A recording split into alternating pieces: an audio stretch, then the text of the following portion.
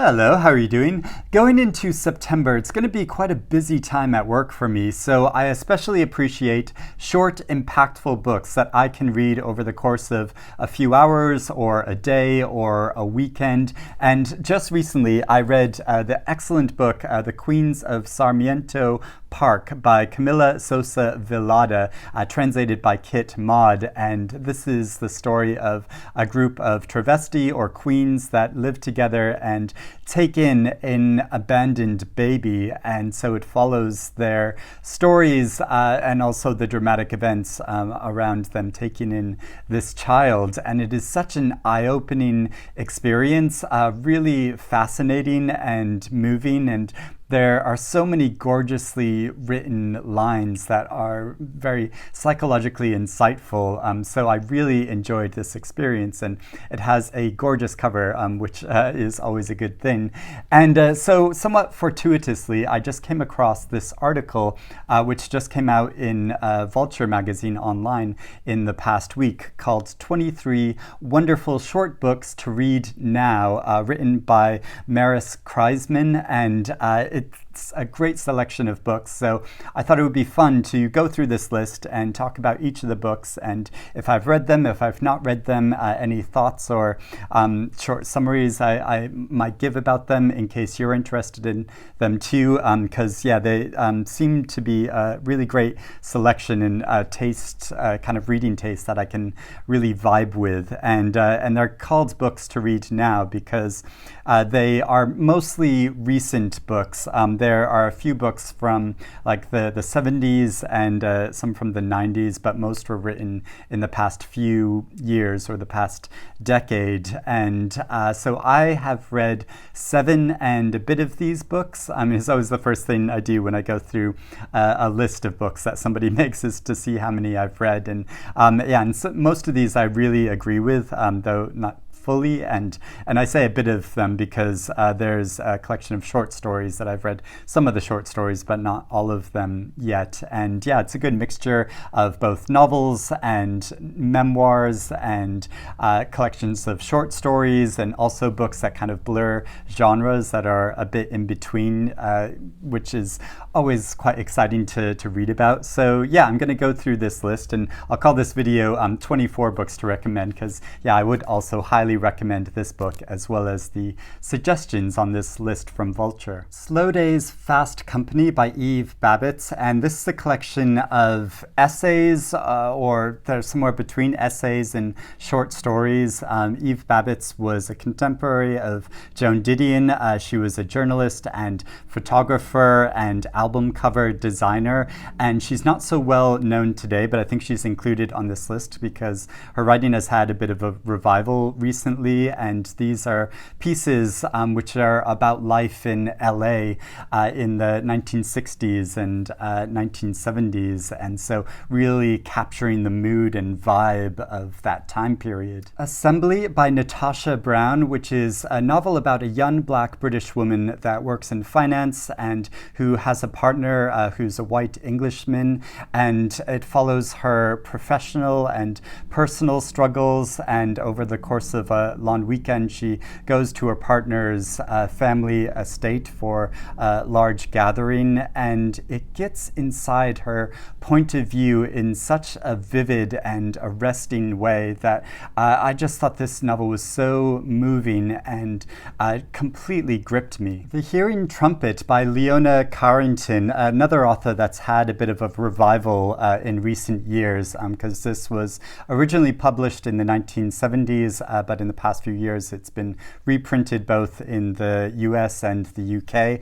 This Penguin edition of it has an introduction by Ali Smith, and Leonora Carrington was both a visual artist as well as a writer, and whose work is like quite surreal in tone and style, and I've been meaning to read this for ages. It's about a 92-year-old woman that gets a hearing trumpet, and she one of the first things she hears is that her family is plotting to put her into a retirement home. So it's following her journey, and I love reading novels about older female characters. So I think I'm just gonna love this when I finally get to it. The Days of Abandonment by Elena Ferrante. This is a novel about a woman whose husband leaves her, about her justified anger to that, and what she does with that frustration and anger. And I shamefully have never read Elena Ferrante before. I know there's been such a craze of her work. I've been meaning to get into it for ages, and she describes in this article that this is a great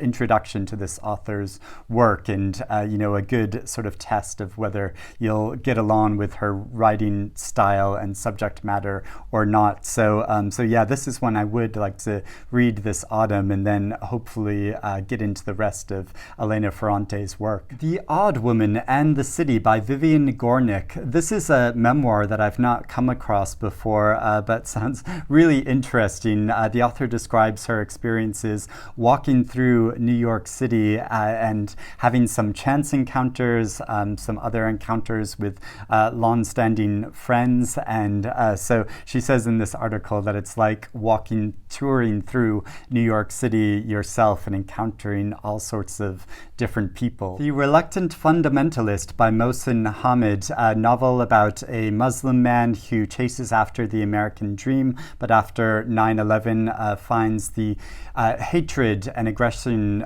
directed towards him changes his mind about the Western way of life.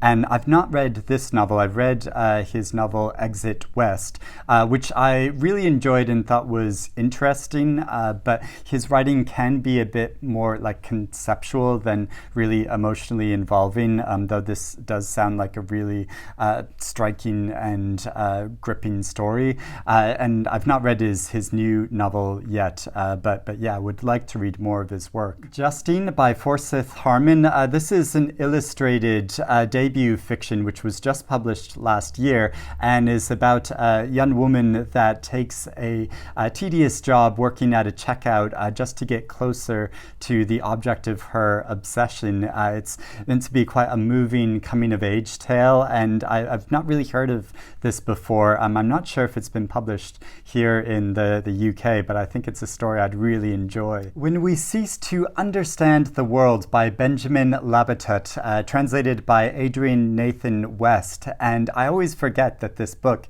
is as short as it is. It's only 185 pages, but it feels much longer than that because of the expansiveness of its subject matter.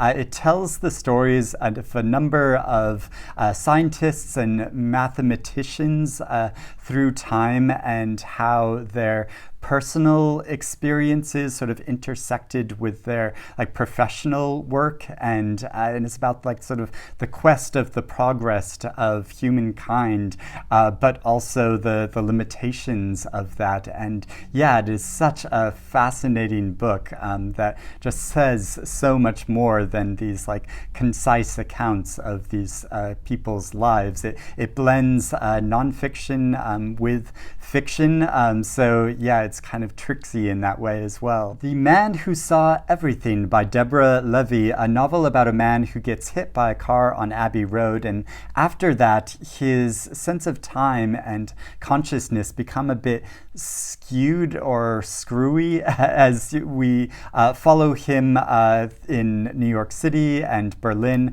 as well as London, and how his sense of selfhood is kind of changed after this event. It's quite an interesting, unique novel. I haven't read anything quite like it before, but I have to say I didn't really enjoy this book as much as Deborah Levy's previous novel, Hot Milk, but also her living autobiography series. She's written 3 books in that, which I loved. I think they are such gripping, wonderful, joyous, exuberant, fascinating experiences. And those are also quite short. So I'd probably recommend those over this novel, but I mean, you can't deny this has an absolutely beautiful cover. The Story of My Teeth by Valeria Luiselli. This is the author's fictional debut about a world traveler and yarn spinner who collects the teeth of notorious, infamous people, and it's meant to be quite like experimental in its style. I keep meaning to read this book because I really enjoyed Luiselli's novel Lost Children Archive, which is quite a lot longer than this, but also some of her essays and nonfiction. She's such a powerful and interesting writer. Gosh, the sun just keeps going in and out today. It's quite a cloudy day in London, but that's why the light keeps changing on my face. So the next book is Like Life by Laurie Moore. This is one of the author's older collections of short stories, and I've not read this one, but I have read other of her short stories, which often have such a great sense of humor to them. They're really biting and clever in what they do, and so the author of this article says that one of the stories in this collection, You're Ugly Too, is one of the best short stories of all time in her opinion, so I especially want to read that. Luetz by Maggie Nelson.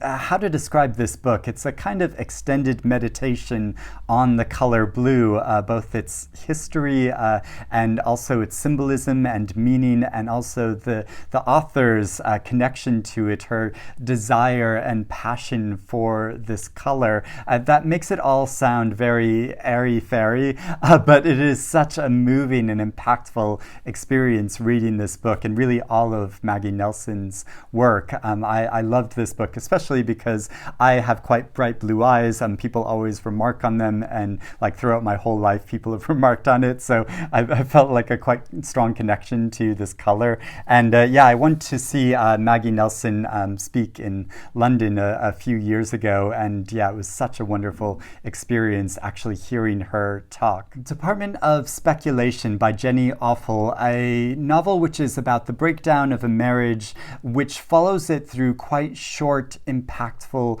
snippets following this woman's story and her recollections of her relationship. It is very moving and just really excellent. And in addition to Department of Speculation, I'd also recommend Jenny Offal's more recent novel called Weather, which is written in a kind of similar style, but is equally fascinating, following this character's life and being faced with an impending environmental disaster. And even though that sounds incredibly serious, there's a wonderful lightness of touch to her writing, which is also often quite humorous. Glaciers by Alexis M. Smith. I've not come across this book, which is described as a short, quiet novel about a 20-something woman that collects remnants and things which are cast off, and follows a day in her life working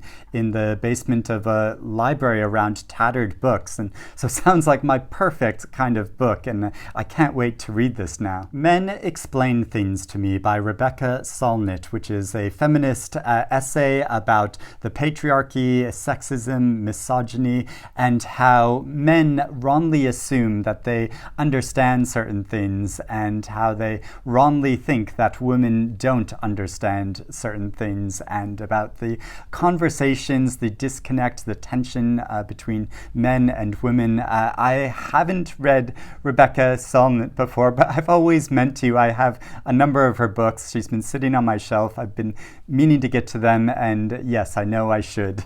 Spectacle by Susan Steinberg. Hamburg, and this is the collection of short stories that I've read some of these short stories, but I don't think I've read the entire book. It is described as experimental fiction, but both the author of the article and I sort of feel that it's more like minimalist in style. From what I remember, I'd read some of these stories like quite a few years ago, and always meant to go back to this book because it's quite impactful fiction that just gets sort of at the bare bones of the meaning of their stories, and in doing so makes a much more striking impact than fiction, which is, really expansive in detail. We the Animals by Justine Torres. Whenever I recommend short books, I always recommend this novella, which is incredibly powerful, following the story of three boys who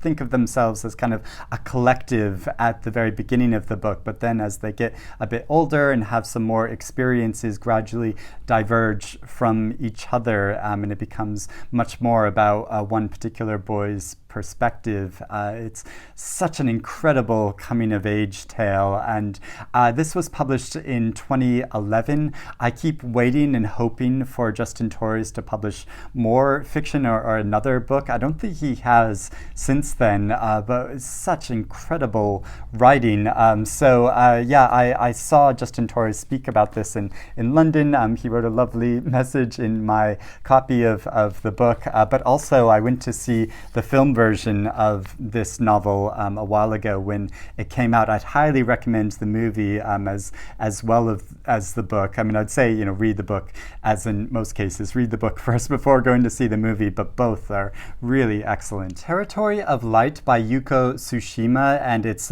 translated by Geraldine Harcourt.